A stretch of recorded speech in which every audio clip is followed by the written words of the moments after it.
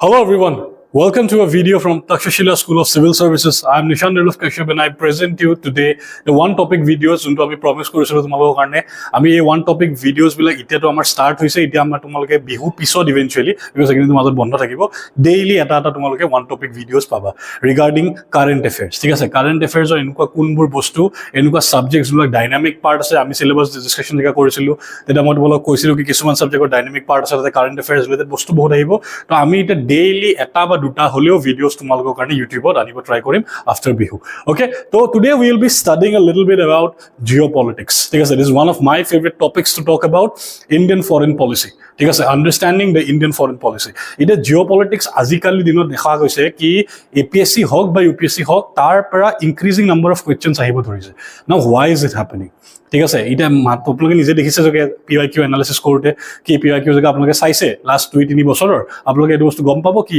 আইআৰৰ question বহুত বেছি অহা হৈছে কিয় অহা হৈছে because the world is now becoming a chaotic place ঠিক আছে specially after the coming of Trump সদায় নতুন নতুন পলিচিজ সদায় কিবা না কিবা চেঞ্জেছ হৈ আছে and actually the world is going through আ শ্বিফ্ট সেই শ্বিফ্টটো কি হয় সেইটো বুজিবৰ কাৰণে আপোনালোকে জিঅ'পলিটিক্স বুজিব লাগিব এণ্ড ইণ্ডিয়াৰ তাতে ষ্টান্স কি হয় ইণ্ডিয়াৰ তাতে ৰোল কি হয় এই গোটেইখিনি বস্তু বুজিবৰ কাৰণে আমি জিঅ'পলিটিক্স বুজি পাব লাগিব Okay, and বহুত মানুহৰ মই জানো কি ইন্টাৰেষ্ট আছে এই সাবজেক্টৰ ওপৰত বাট দ্য প্ৰবলেম ইজ কি জিঅ'পলিটিক্স টো ইমান কমপ্লেক্স হয় ন তো বহুত মানুহে বুজি নাপায় তো I am here to simplify it for you ঠিক আছে তো আমি কথা পাতিম especially about the Indian foreign policy today because চাওক যিকোনো জিঅ'পলিটিক্স বা যিকোনো পলিটিক্সৰ পলিটিকেল একশ্যন বুজাৰ আগতে আমি সেই কাণ্ট্ৰিখনৰ হিষ্ট্ৰীটো জানিব লাগিব জিঅ'পলিটিকেল ফৰেন পলিচিটো কেনেকৈ ইভলভ হৈছে সেইটো কথা জানিব লাগিব চাওক এতিয়া জিঅ'পলিটিক্স যোনে পঢ়িব খুজিছে নহয় যোনে ইণ্টাৰেষ্ট ল'ব খুজিছে সিহঁতৰ কাৰণে মই কৈ দিওঁ geopolitics is made up of 3 subjects ঠিক আছে বহুত মানুহে নাজানে let me just make it very clear okay geopolitics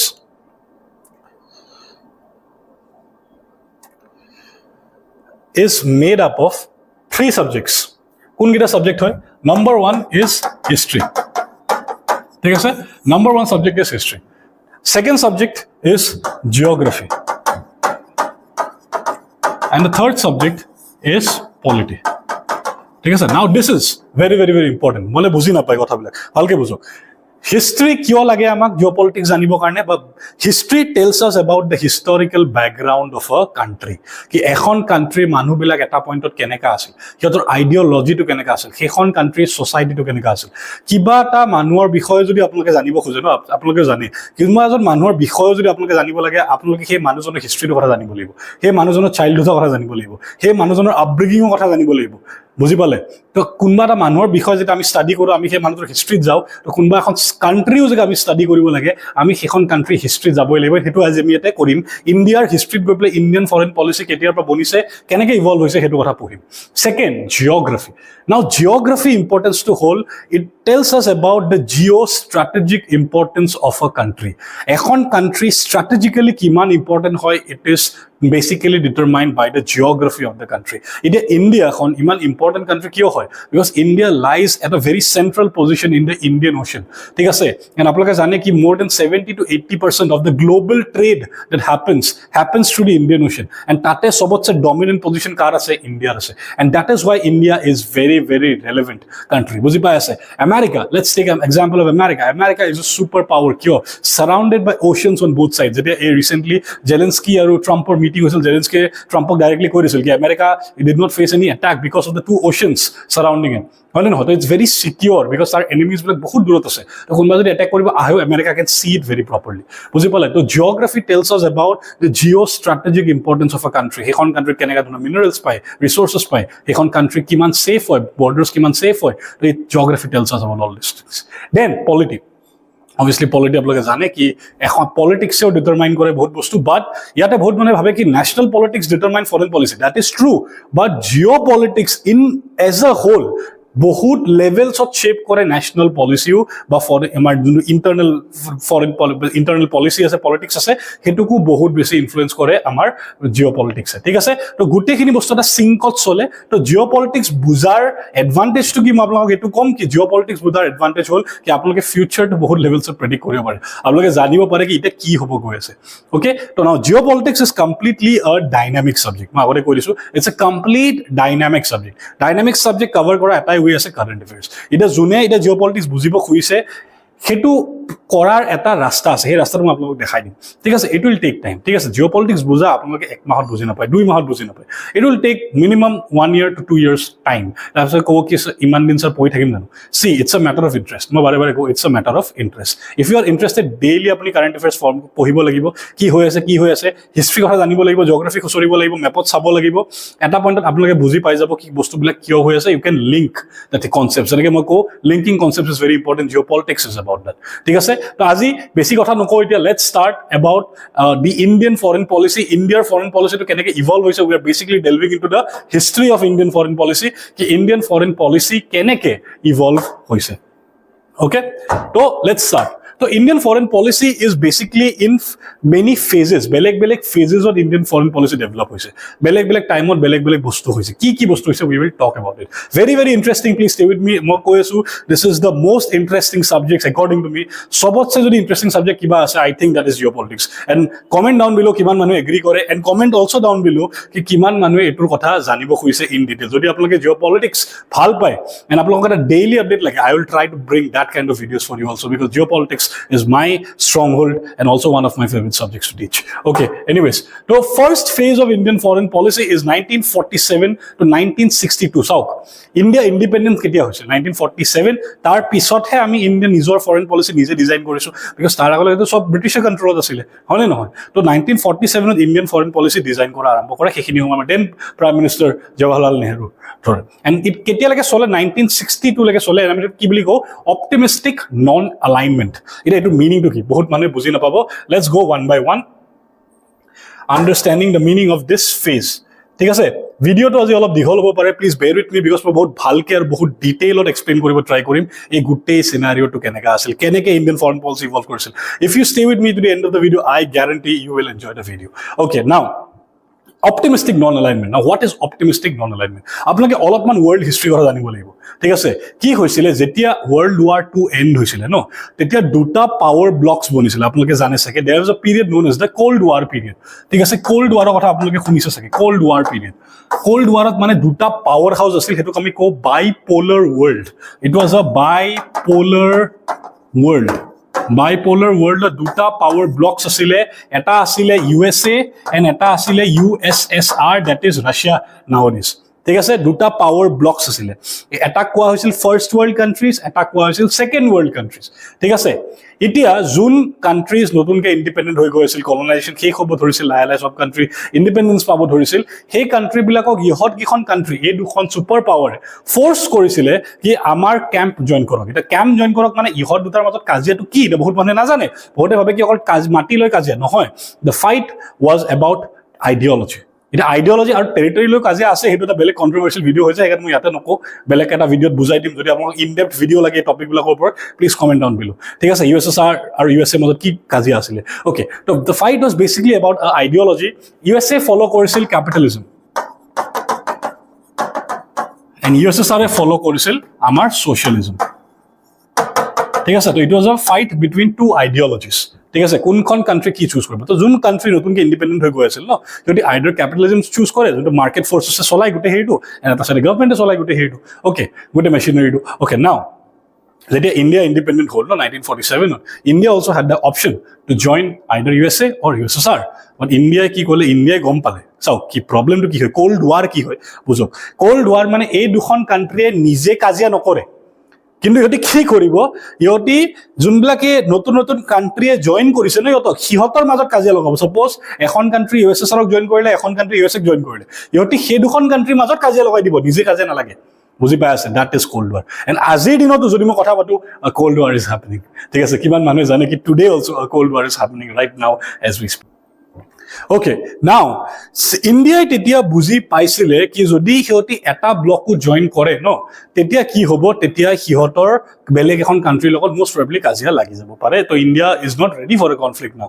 তো সিহঁতে কি কৰিছিলে, বেচিকেলি সিহঁতি কৈছিলে কি আমি কোনো কাণ্ট্ৰি জইন নকৰোঁ, ঠিক আছে? আমি কোনো না USA জইন কৰিম না USSR জইন কৰিম। চাওক, ইণ্ডিয়াৰ লগতে পাকিস্তানেও ইণ্ডিপেণ্ডেঞ্চ পাইছিলে, পাকিস্তানে কিন্তু গৈ পেলাই জাপকে গৈ পেলাই USAক জইন কৰি লৈছিলে, বুজি পালে? তো ইণ্ডিয়াই ক'লে কি আমি একো জইন নকৰোঁ। And India started a movement known as a non alignment movement, non-alignment. We are not aligned with any country. We are not choosing sides. And আমি নিজকে কম the third world countries. ঠিক আছে তো নন এলাইনমেণ্ট মুভমেণ্ট ঠিক আছে তো ইণ্ডিয়াই start কৰিছিল দ্য নন এলাইনমেণ্ট মুভমেণ্ট কি আমি কাৰো লগত এলাইন নহওঁ যদি আমি কাৰোবাৰ লগতো এলাইন হওঁ আমাক we will be dragged into war and we don't want that okay now সেইটো হ'ল তো সিহঁতি for the time being to সেইটো war বাচি থাকিলে but the war was coming at us at full pace it a problem to control problem to বুঝক this is very interesting now কি হৈছিল সেইখিনি সময়ত আমাৰ যোনজন ডেন প্ৰাইম মিনিষ্টাৰ জৱাহৰলাল নেহৰু আছিল জৱাহৰলাল নেহৰুৰ এটা ভিজন আছিল ভিজনটো কি আছিল কি জৱাহৰলাল নেহৰুৱে কৈছিল কি India is a country of non violence ঠিক আছে ইণ্ডিয়া এখন নন ভায়োলেন্সৰ কাণ্ট্ৰি হয় তো India does not require the Indian army So Jawaharlal Nehru's vision is completely. Jawaharlal Nehru said that India doesn't require the Indian army. And so he systematically started disbanding the Indian army.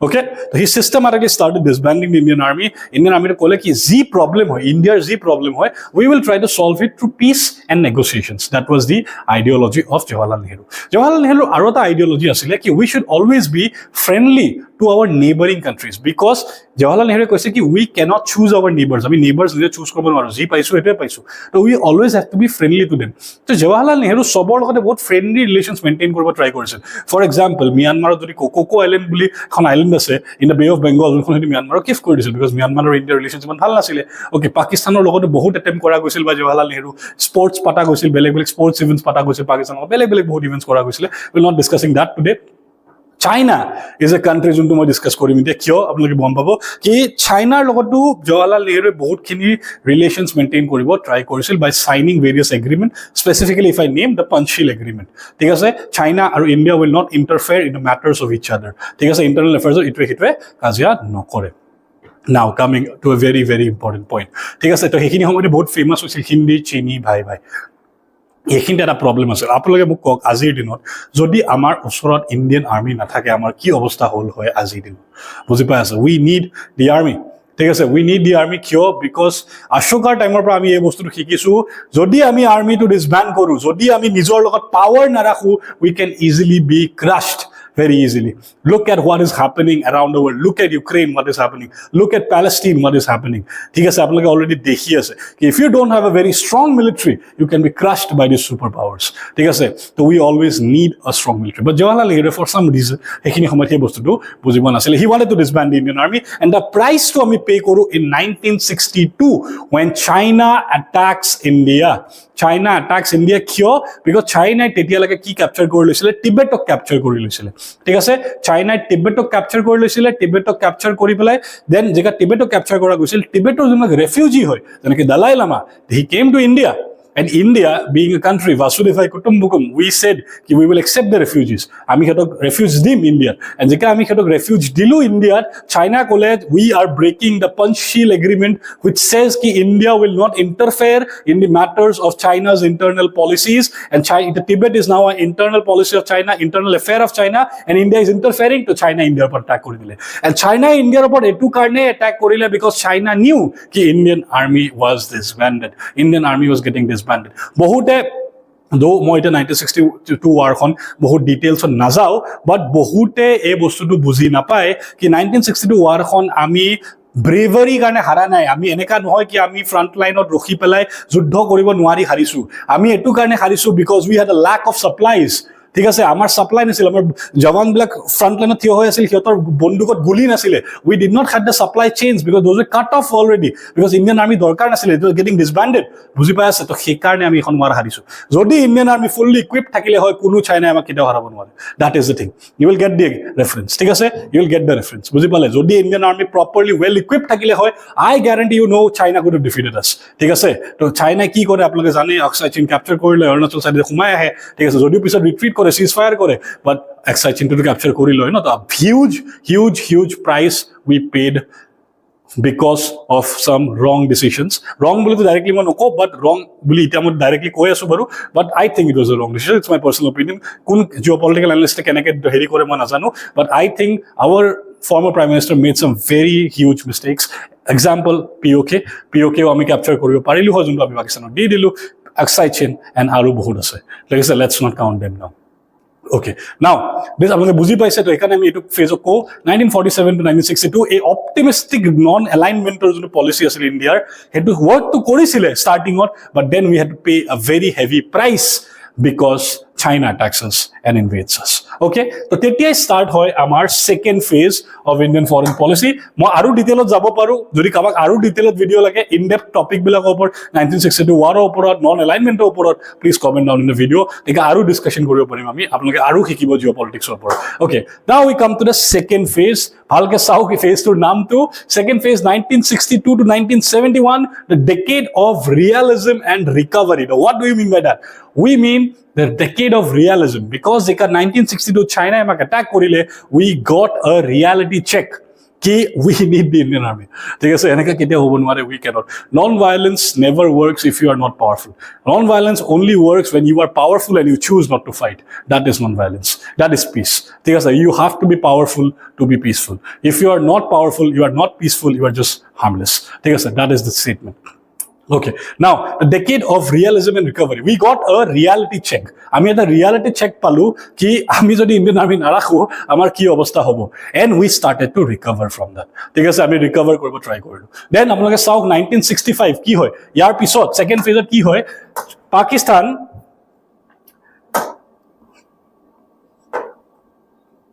1965ত ইণ্ডো-পাকিস্তান war, and Indian army was getting rebuilt, and আমি পাকিস্তানত ধুই হৈ গ'লে।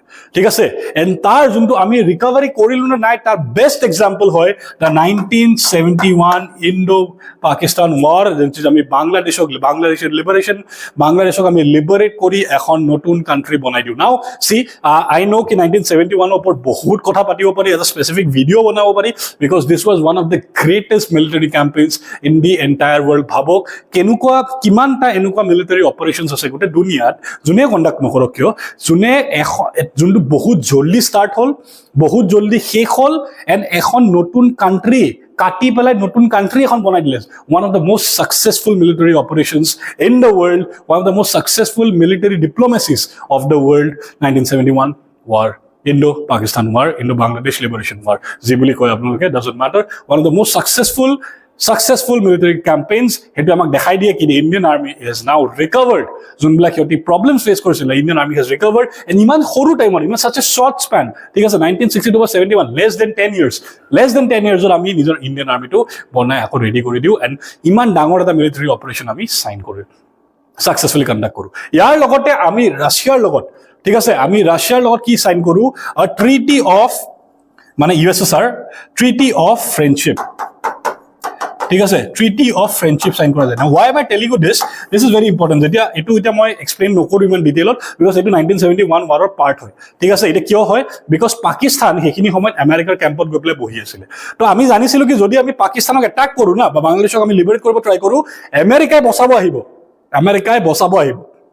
তো India had to counter, ঠিক আছে। তো India সেইকাৰণে ৰাছিয়াৰ লগত ট্ৰিটি অফ ফ্ৰেণ্ডশ্বিপ চাইন কৰিছিল। তো বহুতে কয় কি এইটো কৰাৰ কাৰণে আমি নন এলাইনমেণ্ট মুভমেণ্টৰ যিমানবোৰ পলিচি আছে সেইবোৰ ব্ৰেক কৰিছোঁ, বাট নট এক্সাক্টলি, নট টেকনিকেলি, ঠিক আছে, যদিও অলপ ক্ষেত্ৰত হয়, বাট টেকনিকেলি নাই কৰা। সেইটো কেনেকৈ হয় মই পিছত বেলেগ এটা ভিডিঅ'ত বুজাম, যদি লাগে কমেণ্ট ডাউন এগেইন, ঠিক আছে। এইবিলাক 1971 war, one of the most interesting wars, কিমান কাজিয়া আছে সেইবিলাকৰ কথা আপোনালোকে জানিব লাগে। বেটল অফ লংগেৱালা, ঠিক আছে, আপোনালোকে জানে, ছেম মানেকশ্বাৰ কাহানীবিলাক আপোনালোকে অলৰেডি জানে। তো if you want me to make a video' on all this 1971 war, please comment down below, I'll try to make a video. Okay, now ঠিক আছে, তো বুজক ট্ৰিটি অফ ফ্ৰেণ্ডশ্বিপ যেতিয়া আমি চাইন কৰিলোঁ ৰাছিয়াৰ লগত, তো ৰাছিয়াই আমাক সেইখিনি সময়ত বচাব আহিছিল যেতিয়া আমেৰিকাই আমাৰ পৰা এটেক কৰিব আহিছিলে। ঠিক আছে, ৰাছিয়াই নিজৰ নিউক্লিয়াৰ ছাবমেৰিনছ লৈ পেলাই ইণ্ডিয়াক বচাব আহিছিলে সেইখিনি সময়ত। তো ৰাছিয়া শ্ব'ড আছ friendship, a very good sign of friendship in the times when we needed Russia the most. ঠিক আছে, তো সেইকাৰণে ইণ্ডিয়া আৰু ৰাছিয়াৰ ৰিলেশ্যনশ্বিপ আজি ইমান ষ্ট্ৰং হয়, বিকজ ৰাছিয়াই তেতিয়া আমাক হেল্প কৰিছিল যেতিয়া কোনো গোটেই দুনিয়াখনে আমাক হেল্প কৰা নাছিল, ৰাছিয়াই আমাক তেতিয়া হেল্প কৰিছিল, USSR আমাক তেতিয়া হেল্প কৰিছিল। সেইকাৰণে আজিও ৰাছিয়া আৰু ইণ্ডিয়াৰ ফ্ৰেণ্ডশ্বিপ ইমান ষ্ট্ৰং হয়। বহুত মানুহে বুজি নাপায় কিয়, বুজি পালে? This is the second phase when India successfully recovered its Indian military. ঠিক আছে, okay, now moving on to the third phase. Now, third phase. So, 1971 to 1991, greater regional assertion. যেতিয়া আমি নিজৰ আৰ্মিটো আকৌ বনাই ললোঁ, we started projecting our powers to our neighbors. এতিয়া India আৰু চুপ নাথাকে। This is not the old India. কয় না দিছে, ये नया भारत है। नया भारत में we will project our power. ঠিক আছে, we started projecting power. 1971 was a huge military defeat for Pakistan, humiliating defeat. ঠিক আছে, 93,000 হচ্ছে বেছি troops surrendered in front of the Indian army. ঠিক আছে, এইটো কথা মই পিছত কম বাৰু, ইন ডিটেইলত নাযাওঁ.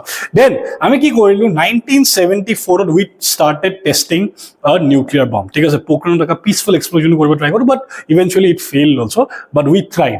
আমাৰ যেকা চাব পাৰে কি বস্তু হৈছিলে, but তাৰ মাজত আমাৰ অলপ ডাৰ্ক টাইমছো আছে, আমাৰ emergency কথাও আছে, এইবিলাক কথা বাৰু ফৰেন পলিচিত নাহে, but still আপোনালোকক মই কৈ আছো, but greater Indian regional assertion. ঠিক আছে, ইণ্ডিয়াই নিজৰ পাৱাৰটো বেলেগ বেলেগ ধৰণে প্ৰজেক্ট কৰিব ধৰে নিজৰ নেইবাৰিং কাণ্ট্ৰিজ, ৰিজনটোত আমাৰ যোনটো ইণ্ডো পেচিফিক ৰিজন আছে সেই ৰিজনটোত আমি নিজৰ পাৱাৰটো প্ৰজেক্ট কৰিব ধৰোঁ থ্ৰু আ variety of ways. But problems আহি আছিলে, প্ৰব্লেমছ কেতিয়া আহি আছিল, 1991তে ফেজটো শেষ হয়। এতিয়া কিয় শেষ হয় বহুত মানুহে নাজানে। ঠিক আছে, 1991 is also' associated with the downfall of the USSR। ঠিক আছে, এতিয়া চাওক কি হৈছিলে, 1971 ৱাৰখনত এনেকুৱা বহুত বস্তু আছিল which were very humiliating for America.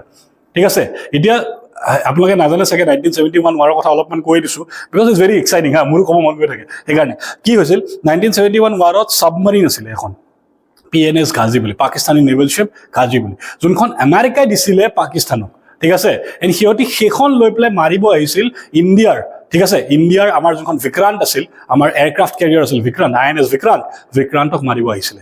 ঠিক আছে, বাট সেই বিক্ৰান্তক যেতিয়া মাৰিব আহিছিল PNS গাজীয়ে, আমি সেই গাজীখনক এখন বেয়া শ্বিপ INS ৰাজপুত, যোনখন বেয়া হৈ আছিল এইখিনি সময়, বিশাখাপট্টনমত আছিলে, সেইখন শ্বিপ দি পেলাই আমি মাৰি দিওঁ PNS গাজীক। ঠিক আছে, তো আমেৰিকাৰ বহুত ইনচাল্ট হৈছিলে সেইখিনি সময়ত। আমেৰিকাই এটেক কৰিব আহি ইণ্ডিয়াৰ ওপৰত পাৰা নাছিল, because USSR was protecting India. ঠিক আছে, তো আমেৰিকাৰ বহুত হিউমিলেশ্যন হৈছিলে। তো America was always very angry at India, কি চান্স পালে ধুই দিম, বাট কিয় ধুব পৰা নাছিলে, বিকজ ৰাছিয়াই প্ৰটেক্ট কৰি আছিলে আমাক। কিন্তু এতিয়া কি হ'ল, USSR disintegrated, 1991 USSR disintegrated, তো এটা প্ৰব্লেম হ'ব ধৰিলে, and that starts our fourth phase of Indian foreign policy. কি, যেতিয়া USSR disintegrate হৈ গ'ল ইনটু 16 ডিফাৰেণ্ট কাণ্ট্ৰিজ, কেইখন কাণ্ট্ৰি, 16 ডিফাৰেণ্ট কাণ্ট্ৰিজ। এইবিলাক আপোনালোকে জানিব লাগিব, মেপিং কৰিব লাগিব দেই, mapping is very important in geopolitics, মেপখন ভালকে বুজিব লাগিব আপোনালোকে। অ'কে, যেতিয়া USSR disintegrated, তেতিয়া কি হ'ল, ইণ্ডিয়াৰ ভয় হ'ব ধৰিলে, because now America will destroy the world, মানে ডিষ্ট্ৰয় ইণ্ডিয়া স্পেচিফিকেলি। ঠিক আছে, কিয়, বিকজ দিছ ফেজ যেতিয়া USSR disintegrate হ'ল ন, এতিয়া গোটেই ৱৰ্ল্ডখনত অকল এখন ছুপাৰ পাৱাৰ বাকী থাকিলে, and that is USA, and that is called the rise of a unipolar world. Unipolar মানে এটা power house, that is America, and America already ইণ্ডিয়াক বেয়া পায়। আমেৰিকাই অলৰেডি ইণ্ডিয়া কি পায়, বেয়া পায়। USSR ইজ ন' মোৰ দেৰ, USSR disintegrates into 16 different countries. তো সেইখিনি সময়তে আমি কওঁ দি USA is the hegemon of the world, এইকাৰণে এইটো ইমেজ লগাইছোঁ মই, the hegemon of the world, the most powerful country in the world right now. এতিয়া এই ফেজটো ভালকে চাওক, 1992 বা 1998 লৈকে, তেতিয়া ইণ্ডিয়াৰ কি হৈছিল, এটা ইকনমিক ক্ৰাইচিছ হৈছিল। আপোনালোকে শুনিছে চাগে হৰ্ষদ মেহতা স্কেমৰ ওপৰত, সেইখিনি সময়ৰে কাহানী হয় এইটো। ঠিক আছে, India was going through a economic crisis also', so' we had to revive our economy also'. এতিয়া কেনেকৈ কৰিলোঁ, এতিয়া কিছুমান ভিতৰৰ বস্তু আছে যোনবিলাক মই ক'ব খোজা নাই, বাট এনিৱেজ, তো এইখিনি সময়ত আমাৰ BOP ক্ৰাইচিছ হৈছিলে, বেলেঞ্চ অফ পেমেণ্ট ক্ৰাইচিছ। তো সেইখিনি সময়তে আমি কি কৰিছিলোঁ, আমি LPG ৰিফৰ্মছ আনিছিলোঁ। মনমোহন সিং, I hope সবে জানে LPG reforms. What is LPG? Liberalisation, privatisation, globalisation reforms আনিছিলোঁ। আমি কৈছিলোঁ কি, আমি মাৰ্কেটখন, ইণ্ডিয়ান মাৰ্কেটখন গোটেই দুনিয়াৰ কাৰণে খুলি দিম। অ'কে, বহুত মানুহে বুজি নাপায় কি this is associated with Jio' politics. কিয়? বিকজ ভালকে বুজক, USA আৰু USSRৰ মাজত কাজিয়াটো কি আছিল, কেপিটেলিজম এণ্ড ছ'চিয়েলিজম। ঠিক আছে, আমি কাৰ ছাপৰ্টত আছিলোঁ, we are in support and we are in favour of Russia, যোনে ছ'চিয়েলিজম ছাপৰ্ট কৰিছিল। ঠিক আছে, যোনে ক্ল'জ ইকনমি ছাপৰ্ট কৰিছিল বেচিকেলি। ঠিক আছে, USSR এতিয়া নাই, ইণ্ডিয়াৰ কাৰ লগত দুশ্মনী, আমেৰিকাৰ লগত দুশ্মনী। তো এতিয়া যেতিয়া USSR গুচি গ'ল, আমি আমেৰিকাক ভালৰি লগাব লাগিব নে নালাগে? লাগিব, নহ'লে আমেৰিকাই আমাক ধুই পেলাব। তো আমি আমেৰিকাক ভালৰি লগালোঁ কেনেকৈ? LPG reforms. LPG ৰিফৰ্মছ মানে কি, লিবাৰেলাইজেশ্যন, প্ৰাইভেটাইজেশ্যন, গ্ল'বেলাইজেশ্যন।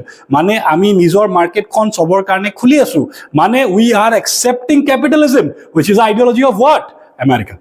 বুজি পাই আছে? This is how you study geopolitics. ঠিক আছে, কাৰ আইডিঅলজি হয়, this is capitalism, and capitalism কাৰ আইডিঅলজি হয়, it is ideology of USA।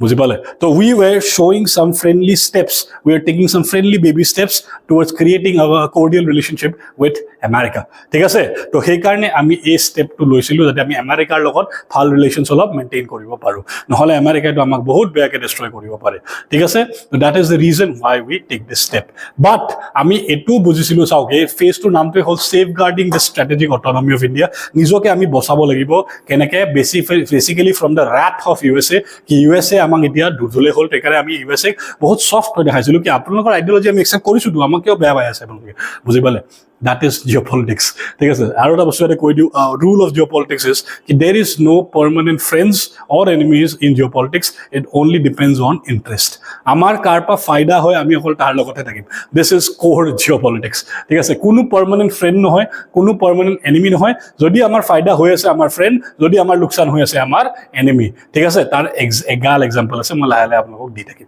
Okay নাও কিন্তু ইন্ডিয়া তাৰ লগতে এটো বুজি পালে কি অকল এখিনি দিন নহব অকল এখিনি দিন নহব আমি নিজকে বচাব লাগিব এটা নিজকে বচোৱাৰ মেইন ওয়ে কি নিজকে ষ্ট্ৰং কৰাৰ মেইন ওয়ে কি military way di ami strong koribo lagibo keneke the only thing that can save you from any kind of situation is being a nuclear power ঠিক আছে being a nuclear power এতিয়া ইন্ডিয়াক nuclear explosion কৰিব লাগিছিল বাট problem আছিল কি হে আমেৰিকাৰ কিছুমান স্যাটেলাইটস আছিল যোনবিলাক আমি ল্যাক্ৰছ স্যাটেলাইটস বুলি কওঁ ল্যাক্ৰছ স্যাটেলাইট বিলাক আছিল স্পাই স্যাটেলাইট মানে হেতি চাই থাকে কি আমি কি কৰি আছো বুজি পালে তো আমেৰিকা কি কৰিলে আমেৰিকা স্পাইস স্যাটেলাইটস বিলাক ইউজ কৰি ইন্ডিয়াৰ ওপৰত কমপ্লিট নজৰ ৰাখি থৈছিল তো ইন্ডিয়া স্পাইস স্যাটেলাইটটা গুটে বেলেগ এটা মিশন এটা ভিডিও বনাব পাৰি কি কেনেকে পোখৰণত ইন্ডিয়াই নিজৰ ফাৰ্স্ট নিউক্লিয়াৰ এক্সপ্লোজন কৰিছিল তাৰ পৰা কমপ্লিট ভিডিও বনিব পাৰি কমেন্ট ডাউন বিলো ইফ ইউ নিড ইট নাও সেই ভিডিওটো বা সেই ভিডিও যে মই বুজাম কি ইন্ডিয়া কেনেকে কি কৰিছিল বাট এনিৱেজ তো ইন্ডিয়া কি টেষ্ট কৰে 1998 ত গৈ play nuclear explosion in Pokhran ইতিয়া যেতিয়া India became a nuclear power now India has no threat because ইতিয়া কোনো আমেৰিকাই আমাক থ্ৰেট দিব নোৱাৰে কিয় নোৱাৰে because we are a nuclear power চাও এখন সৰু কান্ট্ৰি আছে নৰ্থ কোৰিয়া গোটে দুনিয়াখনে সাংকচন লগাই থৈ দিছে নৰ্থ কোৰিয়াৰ ওপৰত কিয় because North Korea has nuclear power যদিও আমেৰিকাই নৰ্থ কোৰিয়াক বহুত বেয়া পায় সৰু কান্ট্ৰি একো কৰিব নোৱাৰে কিয় because nuclear power আছে বুজি পায় কোনবাই যদি কিবা কৰে নিউক্লিয়াৰ বম মাৰি দিব তাতে সাফা হৈ যাব বুজি পায় আছে that is the problem you have to when you are powerful na te apuni karoba bhoy khamo na lage and India jodi nijor strategic autonomy bosabo lage no we had to be a nuclear power amar option asil because tekarke Pakistanu eta nuclear power boni goisile thik ase এই পাকিস্তানের পিছত গবলে north কোরিয়াক nuclear power দিয়ে গবলে এটা বেলেগ কথা anyways ঠিক আছে তো we had to do it we were forced to do it আমি রাখিব লাগিব আমার অপশন নাছিল তার পিছত আমেরিকা আমার উপর বহুত স্যাংশনস লগালে এটো লগালে বাট তেতিয়া লাগে গেমটো অক পলিটিভ ধৰিলে ঠিক আছে coming to the fifth phase of Indian foreign policy বুজি পাই আছে ইন্ডিয়ান ফরেন পলিসি কেনেকে ইভলভ হৈছে now coming to the fifth phase of Indian foreign policy চাওক ভালকে বুঝক 1998 পৰা 2013 লৈকে India as a balancing power India started balancing power the balancing power মানে কি বহুতে বুজি নাপায় now we had to balance power মানে কাৰ মাজত ব্যালেন্স কৰিম USSR যেটা 1991 ত ডিসইন্টিগ্ৰেট হৈছিল ন তাৰ পিছৰ পৰা Russia started gaining power because USSR main গুটে পৰ্চন ৰাছিয়াৰ আছিল ৰাছিয়াৰ হাতত পাৱাৰ আছিল এটো সাইডে তো গুটে দুনিয়াৰ হেজিমন বনি বহিয়া আছিল আমেৰিকাটো হেজিমন বনি বহিয়া আছিল আপনি দেখা পাই আছে চাগে হয়নে নহয় তেতিয়া ইন্ডিয়া কি কৰিলে ইন্ডিয়া ইজ নাও অলসো নিজে এটা ইন্ডিয়া কাৰো সাপোৰ্ট নালাগে এটা ইন্ডিয়া ইউএসএৰো ভালকে সাপোৰ্ট নালাগে ৰাছিয়াৰো কমপ্লিটলি সাপোৰ্ট নালাগে ইন্ডিয়াৰ নিউক্লিয়াৰ বম আছে কিবা হলে আমি নিজকে এটলিস্ট বচাব পাৰিম বুজি পাই আছে আমি কিবাও যদি হয় নিজকে বচাব পাৰিম বিকজ ইন্ডিয়াৰ ওচৰতে এনিমিজ আছে চাওক এখন পাকিস্তান বহি আছে এখনটো সদায় গণ্ডগোল কৰে আমাৰ লগত কাজিয়া কৰে এখন চাইনা এখন এগ্ৰেছিভ আমাৰ লগত কেতিয়া কাজিয়া কৰে অৰুণাচল খুজে আহি পেলাই আকসাই চীন খুজে সিকিম খুজে সব লাগে হতো মুখলগিটা ঠিক আছে তো it is so India now had to do what India now had to safeguard to India korile but now what but it's how India itiao to India kon iman develop howa nai no ki ami sob bostu India te pam তো আমি কি কৰিব লাগিব বেলেগৰ পৰা import কৰিব লাগিব আমি মিলিটাৰী ইকুইপমেন্টস বেলেগৰ পৰা ইম্পৰ্ট কৰিব লাগিব এটা প্ৰবলেমটো কি হৈছিল আমেৰিকাৰ ওপৰত কমপ্লিটলি ডিপেন্ডেন্ট হোৱাটো এটা বহুত ডাঙৰ প্ৰবলেম হয় কিয় বিকজ আমেৰিকাৰ ওপৰত আমি ৰিলাই কৰিব নোৱাৰো প্ৰেজেন্ট এক্সাম্পল চাও ট্ৰাম্পে এটা পইণ্টলৈকে জেলেন্সকিক সাপোৰ্ট কৰি আছিল ঠিক আছে ট্ৰাম্প বুলি নহয় আমেৰিকাই ক'লে জেলেন্সকি কি কাজিয়া কৰক গবলে যেগা ট্ৰাম্প আহি গ'ল বাইডেন গুচি গ'ল ট্ৰাম্পে ক'লে কি তো কাজিয়া বন্ধ কৰক বুজি পালে you can't rely on America is বহুত ডগলা বুলি কয় ন ডগলাপন এই আমেৰিকা ডগলা কান্ট্ৰি হয় কেতিয়া পটককে চেঞ্জ হৈ যাব একো ঠিক নাই ঠিক আছে তো আমেৰিকাৰ ওপৰত ভৰসা কমপ্লিটলি কৰিব নোৱাৰে তো ইণ্ডিয়া হেকাৰে কি কৰিব ধৰিলে ব্যালেন্স কৰিব ধৰিলে কাৰ মাজত ৰাছিয়া আৰু ইউএছএ মাজত তো প্ৰথম ইণ্ডিয়াই গৈ পেলাই কি কৰে ইণ্ডিয়া যায় আমেৰিকাৰ ওচৰত আমেৰিকা আমাক মিসাইল ডিফেন্স সিস্টেম লাগে ঠিক আছে আমাক আপোনালোকৰ মিছাইল ডিফেন্স চিষ্টেম লাগে আমেৰিকাই কয় আমি নিদিওঁ তো ইণ্ডিয়াই হয় নেকি নিদিয়ে নেকি তো আমি ৰাছিয়াক খুজিলোঁ কি ৰাছিয়া আপোনাৰ S-400 আছে ন দি দিয়ক আমাক আমেৰিকাই কয় এই নাই ৰাছিয়াৰ ওচৰত নাযাবি আমিয়ে দিম বুজি পালে ইণ্ডিয়া ষ্টাৰ্টেড বেলেঞ্চিং পাৱাৰ্ছ ন ইণ্ডিয়া বেলেঞ্চ কৰিব ধৰিলে বস্তুবিলাক ইণ্ডিয়া নাই আমেৰিকাৰ ফালে বেছি গ'লে ৰাছিয়া বেয়া পায় ৰাছিয়াৰ ফালে বেছি গ'লে আমেৰিকাই বেয়া পায় তো ইণ্ডিয়াই মাজত বহি ধুনীয়াকৈ মালাইটো খাব ধৰিছে এতিয়া বিকজ নাও কিয় এতিয়া ইণ্ডিয়া এইটো কিয় কৰিব পাৰিছে বেলেঞ্চটো because India is now powerful আগতে ইণ্ডিয়াই সেই বেলেঞ্চটো কিয় কৰিব নোৱাৰিছিল বিকজ দুইটা ইণ্ডিয়াক দবাই থৈছিলে বিকজ ইণ্ডিয়াৰ হাতত পাৱাৰ নাছিলে বাট এতিয়া ইণ্ডিয়াৰ ওচৰত কি আছে এতিয়া ইণ্ডিয়াৰ ওচৰত নিউক্লিয়াৰ বম আছে এতিয়া ইণ্ডিয়াৰ লগত লাগাই মানিছে নহয় ঠিক আছে এতিয়া ইণ্ডিয়াৰ ওচৰত নিউক্লিয়াৰ ৱেপনছ আছে ঠিক আছে তো ইণ্ডিয়া সেইকাৰণে এতিয়া ধুনীয়াকৈ চবৰ লগত নেগচিয়েশ্যন টেবুলত উই আৰ নাও ষ্ট্ৰংগাৰ ঠিক আছে because we have nuclear weapons তো ইণ্ডিয়া ষ্টাৰ্টেড বেলেঞ্চিং এই বেলেঞ্চ অফ পাৱাৰ তেতিয়া বাঢ়িলে ইয়াৰ লগতে বহুত ইভেণ্টছ আছে এইবিলাক not very significant this is the most significant event ঠিক আছে but India was very soft still India was very soft but then if I come to the next foreign policy of India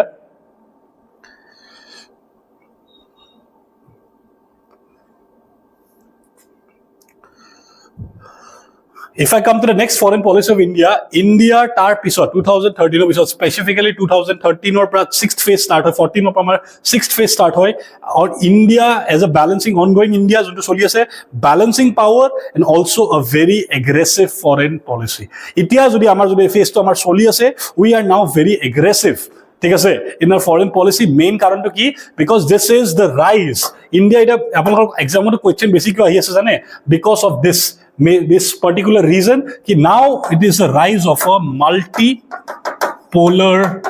world mane itia world khonot bahut kita beleg power houses eta nai ঠিক আছে কোন হয় USA এটা হয় Russia এটা হয় China এটা হয় India এটা হয় France এটা হয় বহুত নাজানে France is also super power by the way ঠিক আছে France is also super power by the way and হেফালে Israel আছে Iran আছে এইবিলাক সৰু সৰু আছে but these are the most major powers in the world right now this is called the rise of a multipolar world America is no more the hegemon of the world America is no more যদিও বহুত powerful হয় America এতিয়াও but এতিয়া China also rising China is also rising India is also rising তো সেইকাৰণে world is now changing the world geopolitics, the global geopolitics is shifting.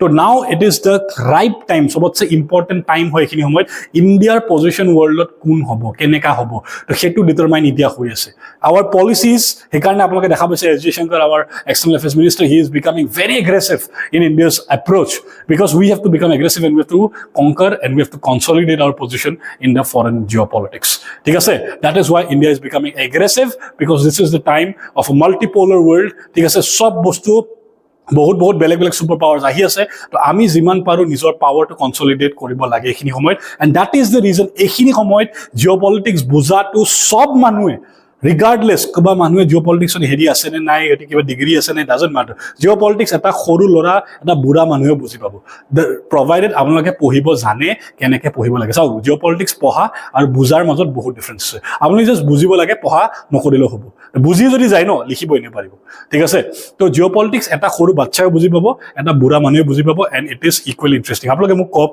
In the video' today did you find this video' interesting did you find the Indian foreign policy interesting আমিতো just আজি history কথা পাতিছোঁ সেইটোৱে কিমান interesting হ'ব পাৰে তো just imagine যে আমি একচুৱেল জিঅ'পলিটিক্সৰ কথা পাতিম তে কিমান ইণ্টাৰেষ্টিং হ'ব if you like this video' on geopolitics please comment on below ঠিক আছে যদি এনাফ মানুহে কয় কি জিঅ'পলিটিক্স যদি ভাল পায় I will continue try to make videos on geopolitics because this is one of my favourite domain also' okay তো প্লিজ কমেণ্ট ডাউন বিলো আপোনালোকৰ কেনেকুৱা লাগিল আজি ভিডিঅ'টো did you learn anything out of it and how do you find geopolitics please I want to know' everyone's opinion and আপোনালোকে এইটোও মোক কওক কি ইণ্ডিয়াৰ যোনটো জিঅ'পলিটিকেল জাৰ্নি তাৰ পৰা আপুনি কি শিকিব পাৰিলে okay thank you everyone see you in another video'